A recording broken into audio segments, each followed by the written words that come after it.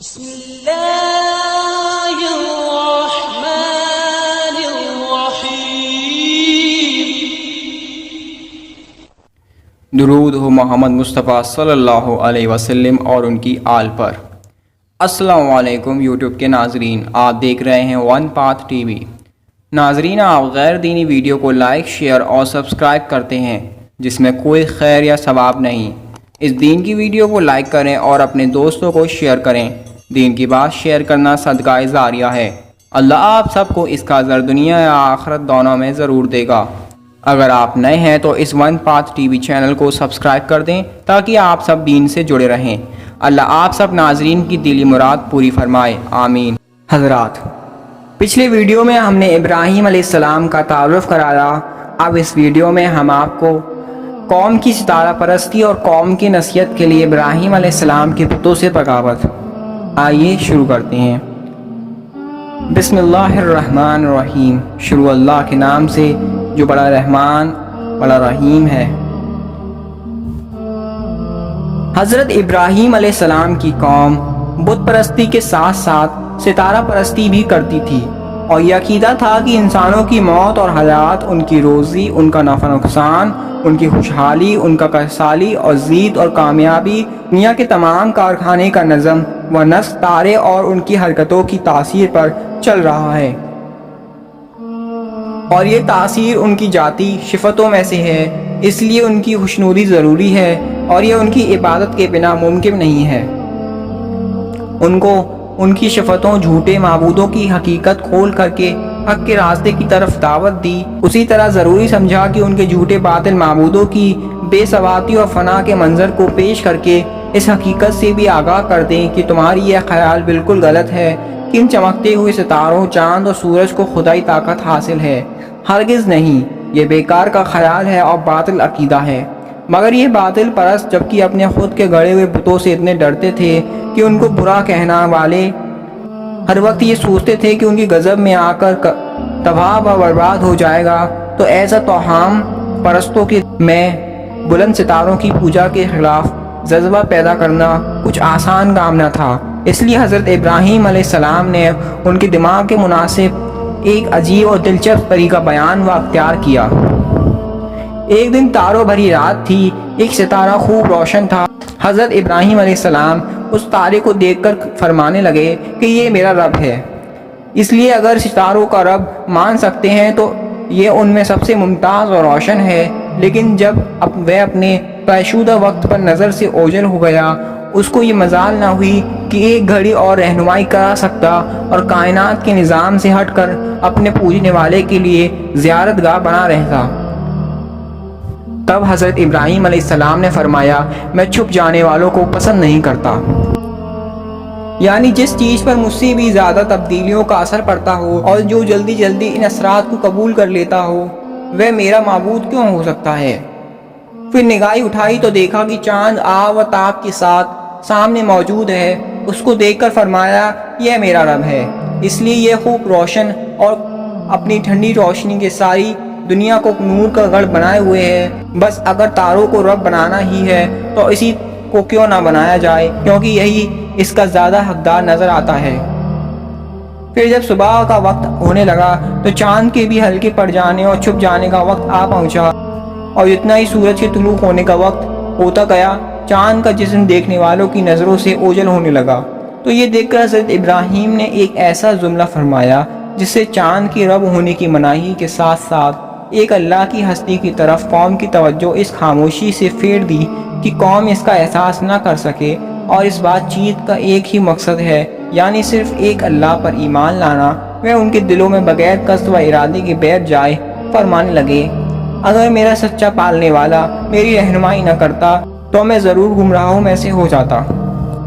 بس اب اتنا فرمایا اور خاموش ہو گئے، اس لیے کہ اس سلسلے کی ابھی ایک کڑی اور باقی ہے، اور قوم کے پاس ابھی مقابلے کے لیے ایک ہتھیار موجود ہے، اس لیے اس سے زیادہ کہنا مناسب نہیں تھا۔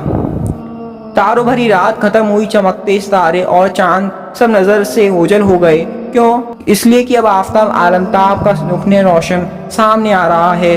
دن نکل آیا اور وہ پوری آب و تاب سے چمکنے لگا۔ حضرت ابراہیم علیہ السلام نے اس کو دیکھ کر فرمایا، یہ میرا رب ہے، کیونکہ یہ تاروں سے سب سے بڑا ہے اور نظام فلکی میں اس سے بڑا ستارہ ہمارے سامنے دوسرا نہیں ہے۔ لیکن دن بھر چمکنے اور روشن رہنے اور پوری دنیا کو روشن کرنے کے بعد مقرر وقت پر اس سے بھی عراق کی سرزمین سے پہلو بچانا شروع کر دیا اور اندھیری رات دھیرے دھیرے سامنے آنے لگی۔ آخر کار وہ نظروں سے غائب ہو گیا۔ تو اب وقت آ پہنچا کہ ابراہیم علیہ السلام اصل حقیقت کا اعلان کر دیں اور قوم کو لاجواب بنا دیں کہ ان کے عقیدے کے مطابق اگر ان تاروں کو رب اور معبود ہونے کا درجہ حاصل ہے، کیا وجہ کہ ہم سے بھی زیادہ ان میں تبدیلیاں نمایاں ہیں اور یہ جلد جلد ان کے اثروں سے متاثر ہوتے ہیں۔ اگر یہ معبود ہیں تو یہ چمک کر ڈوب کیوں جاتے ہیں؟ جس طرح چمکتے نظر آتے ہیں اسی طرح کیوں نہیں چمکتے رہتے؟ چھوٹے ستاروں کی روشنی کو چاند نے کیوں مان کر دیا؟ چاند کے چمکتے رخ کو آفتاب کے نور نے کس لیے بے نور کر دیا؟ بس میری قوم، میں ان شرک بھرے عقیدوں سے بری ہوں اور شرک کی زندگی سے بیزار۔ بے شک میں نے اپنا رخ صرف اسی ایک اللہ کی اور کر لیا ہے جو آسمانوں اور زمین کا پیدا کرنے والا ہے۔ میں حنیف ہوں اور مشرک نہیں ہوں۔ اب قوم سمجھی کہ یہ کیا ہوا۔ ابراہیم نے ہمارے تمام ہتھیار بیکار اور دلیلیں پامال کر کے رکھ دیں۔ اب ہم ابراہیم کی اس مضبوط اور کھلی دلیل کو کس طرح رد کریں اور اس کی روشن دلیل کا کیا جواب دیں؟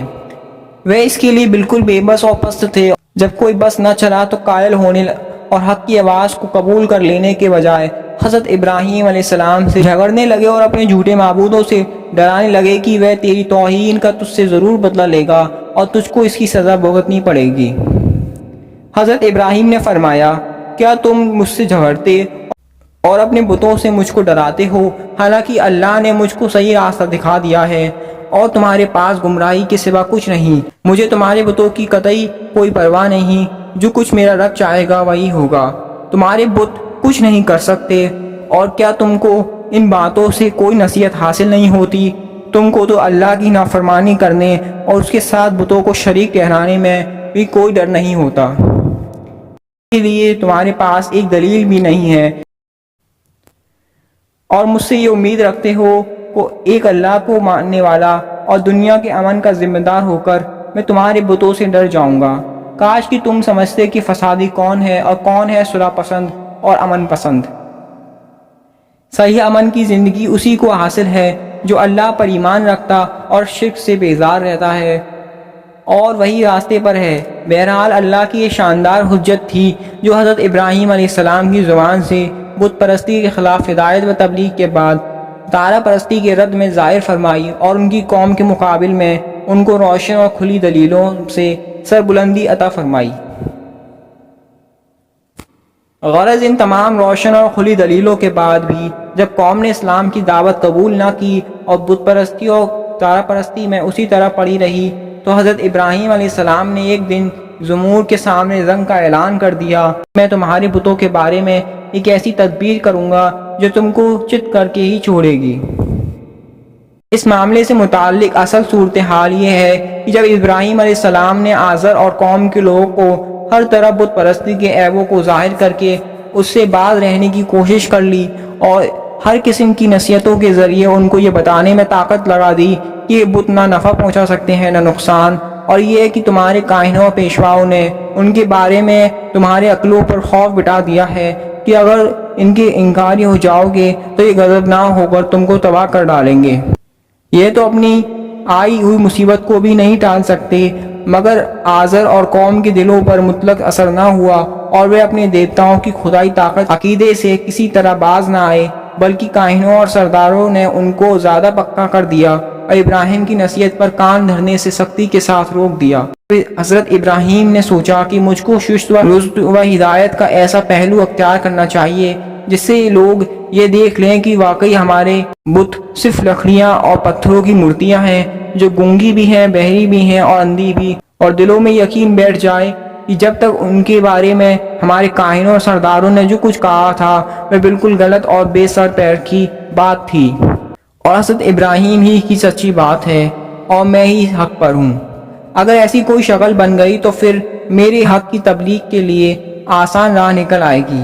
یہ سوچ کر انہوں نے عمل کا ایک نظام تیار کیا جس کو کسی پر ظاہر نہیں ہونے دیا، اور اس کی شروعات اس طرح کی کہ باتوں باتوں میں اپنی قوم کے لوگوں سے یہ کہہ گزرے کہ میں تمہارے بتوں کے ساتھ ایک خفیہ تدبیر کروں گا۔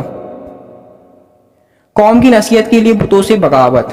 گویا اس طرح کہ ان کو تنبیہ کرنی تھی کہ اگر تمہارے بت میں کچھ قدرت ہے جیسا کہ تم دعویٰ کرتے ہو تو میری کچھ تعبیر کو باطل اور مجھ کو مجبور کر دیں کہ میں ایسا نہ کر سکوں۔ مگر چونکہ بات صاف نہ تھی اس لیے قوم نے اس اور کچھ توجہ نہ دی۔ اتفاق کی بات کی قریب ہی جوانے میں قوم کا ایک مذہبی میلہ پیش آیا۔ جب سب اس کے لیے چلنے لگے تو کچھ لوگوں نے ابراہیم سے اصرار کیا کہ وہ بھی ساتھ چلیں۔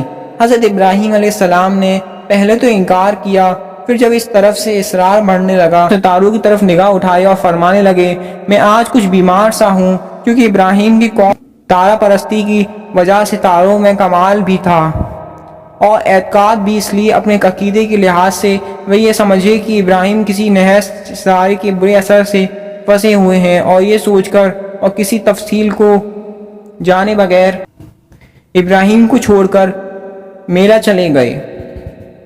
اب جبکہ ساری قوم، بادشاہ، کاہن اور مذہبی پیشوا میلے میں مشروف اور شراب و کباب میں مشغول تھے تو حضرت ابراہیم نے سوچا کہ وقت آ گیا ہے کہ میں اپنے عمل کے نظام کا پورا کروں اور آنکھوں سے دکھا کر سب پر واضح کر دوں کہ ان کی بتوں کی حقیقت کیا ہے۔ وہ اٹھے اور سب سے بڑے بت کے ہیکل میں پہنچے۔ دیکھا تو وہاں بتوں کے سامنے قسم کے حلووں، پھلوں اور میووں اور مٹھائیوں کے چھڑاوے رکھے تھے۔ ابراہیم نے طنز بھرے لہجے میں کر کے کہا کہ یہ سب کچھ موجود ہے، ان کو کھاتے کیوں نہیں؟ اور پھر کہنے لگے میں بات کر رہا ہوں، کیا بات ہے تم جواب نہیں دیتے؟ اور پھر ان سب کو توڑ پھوڑ ڈالا اور سب سے بڑے بت کے کاندھے پر اپنا کلہاڑا رکھ کر واپس چلے گئے۔ جب لوگ میلے سے واپس آئے تو ہیکل میں بتوں کا یہ حال پایا بہت بگڑے اور ایک دوسرے سے پوچھنے لگے کہ کیا ہوا اور کس نے کیا۔ ان لوگوں میں کچھ لوگ ایسے بھی تھے جن کے سامنے حضرت ابراہیم علیہ السلام یہ بات کہہ چکے تھے کہ میں ان بتوں کو توڑ ڈالوں گا۔ انہوں نے فوراً کہا کہ یہ اس آدمی کا کام ہے جس کا نام ابراہیم ہے، وہی ہمارے بتوں کا دشمن ہے۔ کاہنوں اور سرداروں نے یہ سنا تو غم و غصے سے لال ہو گئے اور کہنے لگے اس کو مجمع کے سامنے پکڑ لاؤ تاکہ سب دیکھیں کہ مجرم کون آدمی ہے۔ ابراہیم علیہ السلام سامنے لائے گئے تو بڑے رعب و داغ سے انہوں نے پوچھا کہ ابراہیم تو نے ہمارے بتوں کے ساتھ یہ سب کچھ کیا کیا ہے؟ ابراہیم نے دیکھا کہ اب وہ بہترین موقع آ گیا ہے جس کے لیے میں نے یہ تدبیر اختیار کی۔ مجمع موجود ہے، لوگ دیکھ رہے ہیں کہ ان کے بتوں کا کیا حشر ہو گیا، اس لیے اب کاہنوں، مذہبی پیشواؤں کو لوگوں کی موجودگی میں ان کے باطل عقیدے پر شرمندہ کر دینے کا وقت ہے۔